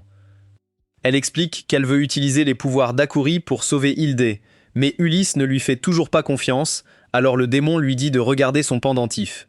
Kurt voit le blason du griffon et le démon révèle qu'Hilde le lui a donné, révélant qu'elle a annulé sa boule de feu parce qu'elle a vu le blason sur le poignard de Kurt. Il révèle que c'était un cadeau de Hilde et Mimiko décide qu'il devrait l'aider, mais elle dit au démon de rester là en attendant. Le démon révèle qu'elle s'appelle Sol, mais Akurei les interrompt soudainement en lui disant qu'elle est encore devenue folle. Mimiko montre à tout le monde un plan du manoir de Taekone et révèle qu'il avait une femme nommée Farn qui est décédée après avoir donné naissance à sa fille aînée, mais elle est également décédée. Mimiko note qu'il y a une pièce dans son manoir dans laquelle personne ne peut entrer, mais il transportait de la nourriture dans la pièce, alors Fantôme a essayé de la vérifier, mais ils ont réalisé qu'il était impossible de déverrouiller la porte. Lisette suggère d'utiliser son illusion pour lui faire la débloquer, et tout le monde décide de suivre son plan, mais Mimiko se demande comment ils peuvent y parvenir. Alors Lisette explique qu'ils utiliseront Rakuto pour le saluer lors du prochain festival, mais Ulysse se demande ce qu'ils feront de Kurt, pensant que c'est dangereux de lui laisser une âme. Alors Lisette note qu'il les rejoindra, et ils feront comme s'ils étudiaient simplement le marché, disant à tout le monde qu'ils exécuteraient leur plan le 3e jour du festival. Ils vont donc étudier le marché pendant les 2 premiers jours, et elle joue à la pierre, au ciseau et au papier avec Ulysia pour déterminer qui sera avec Kurt le premier jour. Ulysia perd la partie, et Lisette est ravie de sortir avec lui. Mais Ulysse lui dit qu'elle n'a pas le droit de lui faire quoi que ce soit. Tout le monde se dirige vers leur auberge, et Ulysse dit à Kurt de s'occuper de Lisette et Akuri pendant qu'elle enquête sur Tycoon. Il mentionne qu'il veut l'aider, mais Lisette lui dit qu'ils doivent étudier le marché, lui disant qu'Okuri est excité pour le festival. Le lendemain, Kurt se rend au marché avec Lisette et Okuri, et il voit des cactus sans épines qui contiennent de l'eau douce à l'intérieur. Il en achète 2, mais il les donne à Lisette et Akuri en leur disant qu'il aura les restes. Mais Lisette partage son verre avec lui et elle surveille ses lèvres pendant qu'il boit au cactus. Il la remercie de lui avoir laissé le goûter, mais elle voit sa salive sur le cactus et elle l'avale en finissant son verre. Elle garde le cactus dans son sac, mais il se demande pourquoi elle ne le jette pas, alors elle lui explique qu'elle souhaite le garder car il n'est pas originaire de son pays. Il explique qu'il veut qu'Akuri profite du festival, révélant qu'il était trop occupé à faire les corvées pour la fête du héros et qu'il n'a donc jamais eu la chance de regarder autour de lui. Lisette lui dit qu'ils profiteront du festival ensemble et Kurt joue à un jeu où il doit équilibrer la balance. Alors il place des haricots rouges dans un bol en disant au commerçant qu'il est prêt à jouer. La balance est parfaitement équilibrée et le commerçant n'en revient pas car il est le premier à gagner la partie et Kurt reçoit 10 kilos de haricots rouges en récompense. Kurt continue de s'amuser avec Lisette et Okuri et ils atteignent un parc où Lisette envisage de lui avouer ses sentiments. Elle pense que c'est le moment parfait car il s'est bien amusé au festival, mais alors qu'elle s'approche de lui, elle se rend compte qu'il regarde le manoir de Taekon. Elle pense donc que son moment est gâché en lui demandant s'il s'inquiète pour Hildy, mais il explique que ce n'est pas le cas car il pense que leurs amis la sauveront. Mais il révèle qu'il est triste car il ne peut rien faire pour les aider, pensant qu'il leur est inutile. Alors elle explique qu'ils veulent lui garder Hild parce qu'il est important pour eux. Il pleure en entendant cela et remarque qu'il les aime bien. Alors il fait de son mieux pour être utile, et Lisette lui dit qu'ils devraient travailler ensemble pour atteindre leurs objectifs. Akuri mentionne qu'elle a faim, alors il se précipite à ses côtés, et Lisette note qu'elle a perdu sa chance de se confesser, mais elle est heureuse d'avoir pu le rendre heureux. Kurt forge une épée pour Yulisia, pour remplacer celle qu'elle a perdue lorsqu'elle s'est battue contre Soul, mais le forgeron se moque de lui en pensant qu'il n'a aucune idée de ce qu'il fait. Mais il est surpris quand cela s'avère incroyable, et il se rend compte que Kurt est encore meilleur que lui. Il décide donc de partir en voyage pour améliorer ses compétences, et Yulisia nomme son épée « Flocon de neige » car elle lui rappelle les fleurs dans la neige. Le lendemain, Kurt se rend au festival avec Ulyssesa, qui envisage de l'emmener découvrir les joyaux cachés de la ville afin qu'ils puissent profiter de leur temps ensemble. Mais il voit un groupe de voyous ruiner un magasin, et elle ne veut pas s'impliquer parce qu'elle veut que son rendez-vous soit paisible. Mais Kurt leur dit d'arrêter de leur demander d'expliquer ce qui se passe, et leur chef lui dit que les petits pains à la viande du magasin sont horribles, alors ils rendent service au public en les détruisant. Kurt décide d'en essayer un, et il le trouve délicieux, mais l'un des voyous lui dit d'arrêter d'agir comme un critique, et le repousse. Ulysia leur dit qu'ils travaillent dans un atelier, et ils ont peur en entendant cela, car ils savent que les ateliers sont remplis de nobles. Alors ils s'enfuient, et le propriétaire du magasin remercie Kurt pour son aide, mais il se rend compte que les os de l'homme sont brisés. Ulysse pense qu'il peut le guérir avec ses médicaments, mais il décide de l'emmener à l'hôpital et il s'enfuit. Alors elle se rend compte que son rendez-vous est ruiné. La fille nommée Luna se met à pleurer, alors Ulysia essaye de lui remonter le moral, mais elle voit un marchand vendant des cactus et la reconnaît comme un membre fantôme. Alors elle lui achète un cactus, et le commerçant note qu'il y a cet après-midi un concours de cuisine où tout le monde s'attend à ce que le restaurant Gargo gagne. Mais elle note qu'il y a un stand de petits pains à la viande en ville qui participera pour la première fois et que le restaurant Gargo les considère comme une menace, alors ils engagent des voyous pour les harceler. Alors Ulysse a gâché son rendez-vous, mais elle pense que tout ira bien après le retour de Kurt. Mais à son retour, il dit à tout le monde que le père de Luna sera hospitalisé jusqu'à demain et il demande à Ulysse s'il peut rester pour aider Luna à gérer le magasin. Ulysia se rend compte que son rendez-vous est terminé et elle blâme le restaurant Gargo pour tout. Alors elle veut aider Luna à remporter le concours de cuisine. Mais elle pense que c'est impossible parce que les voyous ont jeté toute leur garniture à base de viande et ne peuvent donc plus faire de petits pains. Ulysse lui dit que tout ira bien et demande à Kurt de lui apprendre à faire des petits pains à la viande en utilisant différents ingrédients, lui disant qu'ils feront tout pour l'aider.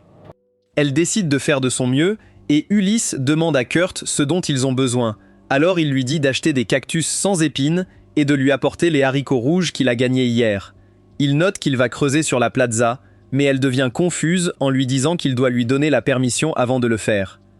Nous voyons tout le monde se rassembler lors du concours de cuisine où les juges goûtent les beignets de Gargo, lui disant que c'est incroyable et qu'il pense qu'il pourrait gagner le concours. Mais nous apprenons qu'il a payé le juge en chef pour l'aider, il est donc convaincu qu'il obtiendra la première place. Mais les gens commencent à parler de petits pains à la viande fourrés de couleur foncée et ils trouvent cela étrange, mais ils sont surpris de voir à quel point c'est délicieux. Gargo apprend que cela vient d'un magasin appelé Full Moon Buns et il n'arrive pas à croire qu'ils sont toujours en activité parce qu'il a engagé des voyous pour s'en débarrasser. Les gens se rassemblent au magasin où Kurt leur donne leurs commandes et Gargo voit des clients se détendre à proximité. Les juges décident d'essayer les petits pains à la viande, mais il leur dit de faire attention car la garniture est trop foncée. Ils pensent donc que le magasin a utilisé des ingrédients pourris. Mais Luna s'approche soudainement d'eux et il lui demande pourquoi la garniture est sombre, alors elle explique qu'elle a utilisé des haricots rouges sucrés qui ont été bouillis et égouttés. La juge en chef se rend compte que ça sent bon, alors elle révèle que c'est à cause des cactus sans épines et on apprend que Kurt lui a appris à le transformer en miel. Elle explique qu'elle a utilisé ce miel avec des haricots rouges bouillis pour créer de l'anko sucré et que les juges goûtent la nourriture en réalisant qu'elle est parfaite. Gargo l'essaye également et il est soudain rempli de bonheur lorsqu'il se rend compte que c'est extrêmement délicieux. Ulysia demande aux juges ce qu'ils en pensent et il lui demande comment elle a rendu les petits pains à la viande doux et moelleux. Alors elle leur dit comment Kurt l'a fait, révélant qu'ils ont utilisé la source chaude pour cuire les petits pains à la vapeur. Gargo pense que c'est impossible car il n'y a pas de source chaude dans la ville, mais elle note que Kurt en a déterré une aujourd'hui, révélant qu'il travaille dans une Italie. Gargo leur dit qu'ils seront punis pour avoir creusé sur la place parce qu'ils n'ont pas demandé la permission de Tychon. Mais elle explique que Lisette les a aidés à obtenir un permis et que la source chaude qu'ils ont creusée sera placée sous la gestion de la ville. Tout le monde pense que cela deviendra une nouvelle attraction touristique, mais Gargo n'arrive pas à croire ce qu'il entend rappeler au juge en chef leur accord. Mais il explique qu'il ne peut pas donner une mauvaise critique au magasin en disant à Gargo qu'il n'a pas besoin de l'argent qu'il lui a promis. Il aperçoit les malfrats se cacher dans une ruelle et leur ordonne de détruire la boutique, mais il se rend compte que Lisette a utilisé son illusion pour le tromper. Il se demande où sont allés ces hommes, alors elle révèle qu'ils sont en prison, et Ulysse sait qu'il fournit des chefs à Tychon. Mais elle sait aussi qu'il utilise les restes de nourriture de Tychon pour son restaurant et mélange des substances addictives pour inciter les clients à revenir pour en savoir plus. Elle note que c'est illégal de faire cela et explique qu'ils ont découvert son secret parce que Lisette a parlé au chef du château alors qu'elle était déguisée en lui. Ils lui disent de se rendre, mais il tente de poignarder Lisette, alors un membre fantôme le fait tomber et Ulysse note qu'il sera arrêté pour trahison. Lisette lui dit qu'elle est une princesse, alors il se rend compte que c'est fini pour lui et que les membres fantômes l'emmènent. Ce soir-là, Tychon apprend ce qui s'est passé et son assistant lui dit que ses chefs sont impliqués dans les crimes de Gargette et qu'ils ont donc également été arrêtés. Tychon note qu'ils ont besoin de chefs car Lisette leur rendra visite demain, alors son assistant suggère d'embaucher le chef qui a préparé les petits pains sucrés lors du concours de cuisine. Tychon décide de l'accepter, mais il se demande pourquoi Lisette lui rend visite récemment, pensant qu'elle doit déjà savoir ce qu'il fait. Mais il a hâte de rencontrer son maître d'atelier, car il pourra peut-être l'aider à atteindre son objectif. Le lendemain, Ulyssesa parle à tout le monde de son plan pour sauver Hilde, révélant qu'elle se trouve dans une pièce derrière la cuisine. Mais Rakuto note que la porte est verrouillée, et qu'ils doivent donc trouver la preuve qu'elle est retenue captive et convaincre Tychon de la libérer. Kurt part aider Luna avec sa boutique, et Lisette apparaît derrière Ulyssia, qui note que l'épée de Lisette doit être dégainée pour contrôler ses illusions. Mais ils ne peuvent pas assister à une réunion pendant qu'elle tient l'épée, elle doit donc créer des illusions et cacher sa présence. Ils se dirigent vers le château de Tychon, et Lisette utilise son épée pour créer des illusions, mais Ulysse reçoit soudainement un message mentionnant que Kurt a été embauché comme chef de Tychon. Alors ils paniquent en réalisant que leur plan est ruiné parce qu'il est déjà dans la cuisine. Plus tôt dans la journée, nous voyons Kurt au magasin lorsque des soldats lui rendent soudainement visite pour lui dire que leur seigneur veut acheter 100 petits pains chauds et Luna ajoute qu'ils veulent qu'il devienne le chef de leur seigneur. Il décide de les accompagner, mais il mentionne qu'il doit préparer l'ordre de leur seigneur, leur disant de manger les échantillons gratuits en attendant qu'il ait fini. Ils mangent la nourriture, mais ils sont stupéfaits de voir à quel point elle est délicieuse, et Kurt leur dit qu'il est prêt à partir, mais il leur demande s'ils vont bien. Leur chef se rend compte qu'il est à bout de souffle, et il constate qu'il n'est plus fatigué, mais Kurt pense que c'est normal, puisqu'il a mangé quelque chose de sucré. Il l'escorte jusqu'au château de leur seigneur, mais Kurt se rend compte qu'il appartient à Tychon, et il rappelle qu'Hildi y est détenu. L'assistant de Tychon note que son maître a rendez-vous avec la princesse, et il dit à Kurt de rester dans la cuisine, car Tychon et la princesse pourraient vouloir le voir après leur rencontre. Tychon s'excuse pour le comportement de Gargo, mais Lisette lui dit de ne pas s'inquiéter, car elle sait qu'il n'a pas envoyé Gargo pour lui faire du mal. Ulysse écoute leur conversation, et elle est contente que tout se passe bien, mais elle espère que Kurt ne lui causera pas de problème. Nous retournons vers Kurt alors qu'il envisage d'ouvrir la porte verrouillée. Akuri lui demande ce qui ne va pas, alors il explique que son ami est peut-être derrière la porte, mais qu'il ne peut pas l'ouvrir car elle est verrouillée. Elle décide donc de l'aider et le téléporte de l'autre côté, mais il a peur qu'ils aient des ennuis. Alors il lui dit de les reprendre, mais elle révèle qu'elle ne peut pas, et il entend une voix de femme. Il pense qu'elle est peut-être arrogante, alors il fait un crochet et l'utilise pour ouvrir la porte. Mais il est surpris de voir une vieille femme. Elle lui dit d'entrer, mais il se demande qui elle est, et Akuri lui demande si elle est malade.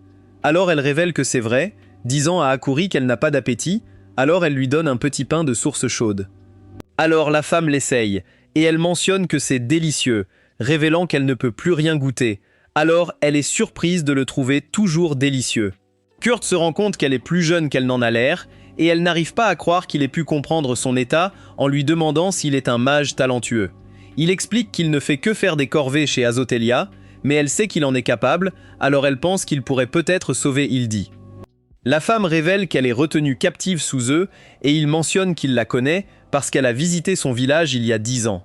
La femme lui demande de la sauver, mais il constate qu'il a besoin d'un outil pour creuser, et il pense transformer son pain en pelle. Alors la femme devient confuse, et elle lui montre un passage secret, lui disant qu'ils peuvent l'utiliser pour atteindre le sous-sol. Taekon veut nommer Rikuto vice-roi, mais il note qu'il a des questions disant à Taekon qu'il veut lui parler seul.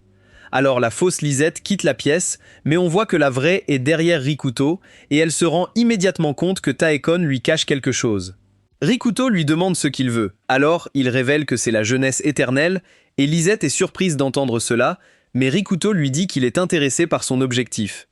Ainsi, Taekon note que des expériences ont été menées pour prolonger la durée de vie d'un humain en y transplantant des cellules d'elfes et de démons. Mais Rikudo sait que les expériences ont échoué et qu'elles ont provoqué des effets secondaires mortels, elles ont donc été interdites par la loi nationale. Lisette se rend compte que Taekom veut utiliser les cellules de Hild pour ses expériences, et elle envisage d'utiliser l'illusion d'un voleur pour le tromper et lui faire ouvrir la porte verrouillée. Il pense que Rikudo peut développer un médicament pour la jeunesse éternelle, mais il demande à Taekone sur qui il envisage d'utiliser le médicament et il refuse de dire quoi que ce soit. Ils entendent soudain une agitation, et Ulysse mentionne qu'un groupe de voleurs est entré par effraction, alors elle a essayé de les repousser, mais ils se sont enfuis vers la cuisine. Elle mentionne qu'ils semblent chercher quelqu'un, alors Taekun dit à tout le monde de rester là, et il court vers la cuisine. Lisette le suit, alors qu'il se dirige vers la zone secrète, mais il se rend compte que la porte a été ouverte, alors il appelle sa fille Femelle. Mais Lisette est surprise d'entendre cela, car Femelle est censé être mort, et il entre dans le passage secret. Lisette voit une mèche de cheveux, alors elle utilise ses longs sens pour sentir la zone, et elle se rend compte que Kurt était là, mais elle sait que les cheveux ne lui appartiennent pas. Femelle conduit Kurt vers Hilde, qui le reconnaît immédiatement, et Femelle la libère. Il est heureux qu'elle soit en sécurité et essaye de la complimenter en lui disant qu'elle n'a pas changé du tout, mais elle se met en colère en entendant cela révéler que le médicament qu'il lui a donné a retardé sa croissance. Elle est également bouleversée qu'il ait quitté le village, mais elle entend Akuri l'appeler son père, alors elle devient encore plus en colère, pensant qu'il a eu un enfant après l'avoir quitté. Alors il lui parle des antécédents d'Akuri, et elle le croit immédiatement, mais Femelle lui pose des questions sur le médicament éternel pour la jeunesse que Kurt lui a donné. Hilde lui demande s'il peut encore y arriver, mais il explique qu'il a besoin de fleurs arc-en-ciel qu'il n'a pas vues depuis longtemps. Elle appelle Femelle par son nom pour qu'il se rende compte qu'elle est la fille de Tikon et elle révèle que son père a dit à tout le monde qu'elle était décédée parce qu'elle ne voulait pas qu'ils apprennent son état. Mais Kurt ne comprend pas ce qui se passe, alors il analyse les faits et arrive à sa conclusion. Taekun arrive soudainement, et il est content que Femelle soit en sécurité, mais il demande à Kurt s'il est le voleur. Alors il explique que ce n'est pas le cas, en disant à Taekun que ce qu'il fait est mal. Kjerk pense qu'il ne supportait pas de voir Femelle grandir, alors il a dit à tout le monde qu'elle était morte et qu'elle voulait se rebeller contre lui, alors elle a bu des médicaments pour se transformer en une vieille femme. Kjerk pense avoir capturé Hildy pour qu'elle puisse remplacer sa fille en pensant qu'il doit être un pédophile, mais il dit à Kurt qu'il a tout faux. Il dit à Tikon d'accepter Femelle malgré son apparence, qui lui rappelle le moment de sa naissance, et il rappelle que sa femme est morte pour lui donner naissance. Il est donc prêt à sacrifier sa vie pour elle. Mais Hildy paralyse soudainement Kurt, et elle demande à Femelle si elle a changé d'avis, mais elle mentionne que sa décision est définitive en disant à Hildy de tuer son père. Il se demande ce qu'elle veut dire et tente de s'échapper, mais Lisette lui bloque le chemin, révélant qu'elle est au courant du syndrome de vieillissement de Femelle. Elle sait que c'est incurable et que le corps de Femelle ne reviendra jamais à la normale, alors il a essayé de l'empêcher de vieillir en utilisant les cellules d'Hild pour créer un médicament pour la jeunesse éternelle. Il admet que Lisette a raison à son sujet, et note qu'il travaille pour quelqu'un, mais il en a finalement assez. Alors il décide de sacrifier son âme pour invoquer un démon. Un cercle magique apparaît soudain au sol, et il utilise son sang pour l'activer. Mais le démon n'apparaît pas, alors il se demande ce qui n'a pas fonctionné. Il note qu'il a utilisé les lignes telluriques en dessous d'eux, mais Lisette lui dit que leur flux a changé parce que son atelier a creusé une source chaude l'autre jour. Hildus apparaît soudainement derrière lui, et elle demande à Lisette et Ulycia si elles sont les amies de Kurt, révélant qu'il se repose dans la pièce du dessous. mais elle note qu'elle ne veut pas qu'il voie ce qui va se passer et elle se prépare à tuer Tycoon. Elle pense qu'il est dangereux car il pourrait finir par invoquer un démon qui consumerait les âmes d'innocents. Elle explique que Femelle ne veut pas que cela se produise, alors elle veut qu'il meure et il devient triste en entendant cela parce qu'il était prêt à sacrifier tout le monde juste pour la sauver. Hildy se prépare à l'exécuter, mais Femelle l'arrête soudainement et tout le monde ne peut pas croire qu'elle a retrouvé sa jeunesse. Elle révèle que les petits pains chauds de Kurt l'ont guéri, alors Tycoon devient confus, mais Lisette et Yulissia ne sont pas surprises. Pendant ce temps, Kurt se rend compte qu'il peut parler à nouveau parce que le sort de paralysie d'Hild commence à se dissiper et il dit à Akuri de sortir la bouteille marron de son sac. Il révèle que c'est une panacée et elle l'aide à le prendre, lui permettant de récupérer instantanément. Nous revenons à Tycoon alors que Lisette mentionne que ses crimes sont graves et qu'elle ne peut donc pas les ignorer en tant que membre de la famille royale. Femelle la supplie de la punir à la place parce qu'elle est la raison pour laquelle il a commis des crimes, mais Lisette note qu'elle n'est pas là en tant que membre de la famille royale, mais en tant que membre d'elle. Elle ne prendra donc que des actions bénéfiques pour son atelier en lui disant que ses péchés seront pardonnés s'il commence à les soutenir et qu'il accepte sa condition.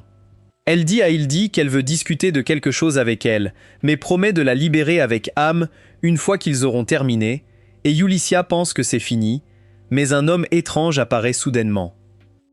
Hildy le reconnaît comme le scénariste et elle se demande ce qu'il fait là. Alors il lui explique qu'il est là pour éditer son scénario parce que quelqu'un l'a gâché. Tycoon révèle que c'est lui qui lui a donné Hildy et lui a appris à invoquer un démon et le scénariste est déçu car il s'attendait à ce que les démons attaquent le château pour la sauver. Elle révèle qu'elle a dit à ses alliés de ne pas faire de mal aux humains au cas où quelque chose lui arriverait et il se rend compte que ses scripts sont défectueux car même son plan visant à assassiner Lisette a été réécrit. Il se demande comment ils ont dissipé la malédiction qu'il a placée sur Femelle, et Tycoon se met en colère lorsqu'il réalise que Scriptor était derrière tout. Tycoon et Ulysse chargent, mais la barrière de Scriptor le protège, et il leur dit que c'est inutile. Mais Ulysse parvient à endommager sa barrière, et il se rend compte qu'elle utilise une épée sacrée pensant que c'est trop risqué de la combattre, alors il décide d'utiliser son atout. Il verse un fluide étrange sur le sol qui remplit la pièce d'énergie sombre et le scripté disparaît alors que tout le monde se rend compte que le cercle magique a été activé. Le seigneur démon apparaît soudainement et Yulissia se demande comment il est encore en vie. Alors il explique que les démons sont des êtres spirituels et que leurs corps ne sont que des vaisseaux temporaires. Hildy lui tire dessus avec son explosion magique pendant que Yulissia et Lisette se préparent à attaquer, mais il les désarme facilement. Il révèle que la magie d'Hild n'a pas fonctionné contre lui en leur disant que l'épée sacrée est la seule chose qui peut lui faire du mal, mais il sait qu'ils ne peuvent plus la manier. Lisette se rend compte qu'il joue avec eux parce qu'il a manqué de pouvoir spirituel lors de cette dernière bataille. Alors, il essaie de le renforcer en leur montrant qu'il est un être supérieur. Ils pensent qu'ils peuvent ébranler son esprit pour le vaincre, mais ils commencent à les torturer et ils se rendent compte qu'il devient plus fort à mesure qu'ils les regardent souffrir. Kurt apparaît soudainement et il note qu'il n'a pas vu de seigneur démon depuis longtemps, mais il pense qu'il n'y a rien de spécial chez lui. Le démon devient bouleversé en entendant cela et il invoque une boule de feu géante pour attaquer Kurt. Mais Akuri la téléporte et elle finit par frapper le démon. Ulysia sait que la téléportation d'Akuri est en temps de recharge et que le démon se prépare à tirer une autre boule de feu, mais elle se rend compte qu'il s'affaiblit. Il lance la boule de feu et elle essaie de la dissiper en la coupant. Mais cela ne fonctionne pas, alors le démon pense qu'elle est condamnée.